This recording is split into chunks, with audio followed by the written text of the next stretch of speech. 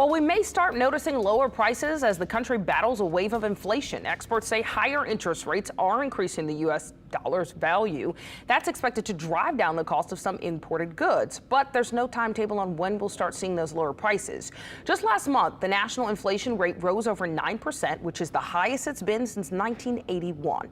As a way to stay afloat, many companies are shrinking the size of their products, but selling them for the same price. It's called shrinkflation. It's something we've been talking about recently. And this morning, we're getting a better understanding of the effects of both inflation and shrinkflation. We're joined by financial expert Chris Murkowski on Murkowski Investments. And thank you so much for being with us to discuss this.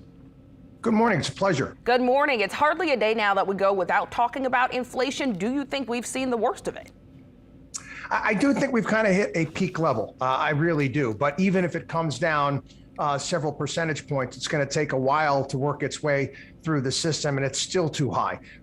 We've got a long way to go to the downside. I mean, again, I understand what it's like for everybody out there. You go to the pump, you go to the grocery store, you feel like you're getting punched in the belly on a regular basis. And this is kind of bringing the entire mood of the country down. I mean, it's very, very difficult. There was actually a poll that was done where Americans feel this is the worst economy they've ever seen. Now, that's not true. You can go back to 2008, 2009, where the unemployment rate was through the roof and people are getting, losing their homes left, right, and all over the place. But it's that constant feeling of what was I paying a year ago and what am I paying right now?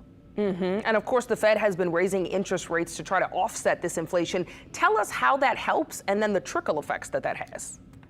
Well, one of the basic inflation is the fact that you've got too much money chasing too few goods. And over the past few years, going back to the Trump administration through the Biden administration, we printed a ton of money. The government has spent a ton of money. And it's, again, that flows into the system and it chases too few goods. That's one aspect of inflation. We've also got supply chain issues. We've also got the fact that we decided to go in a certain direction when it came to energy here in this country, which has driven energy prices up. It's not just Vladimir Putin and what's happening in the Ukraine. So you put all of these things together, and this is what we're dealing with right now.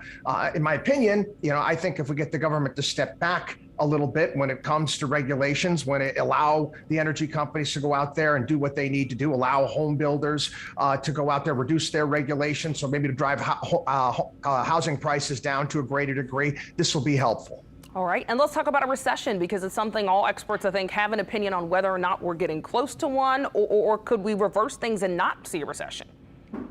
Well, I think the important thing that people need to realize is that what is a recession?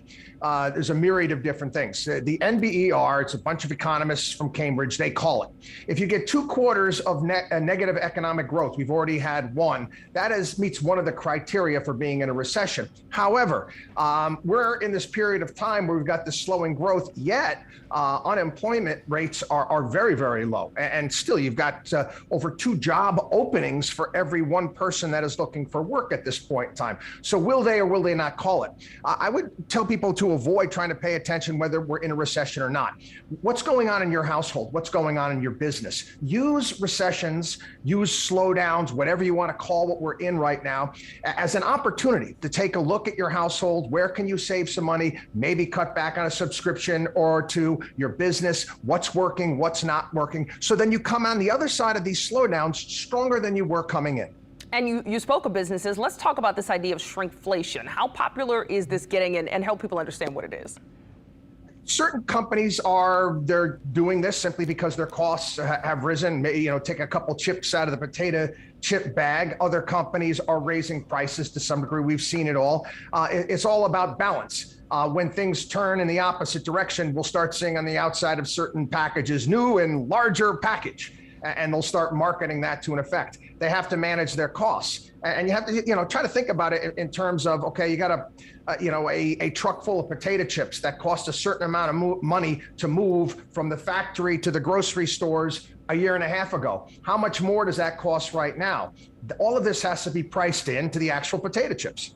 Right. Chris, I'm not going to notice if they keep some of my dishwashing liquid, but if they keep some of my chips, I definitely want something to change. Thank you for being with us for this conversation. Thank you. All right. Take care.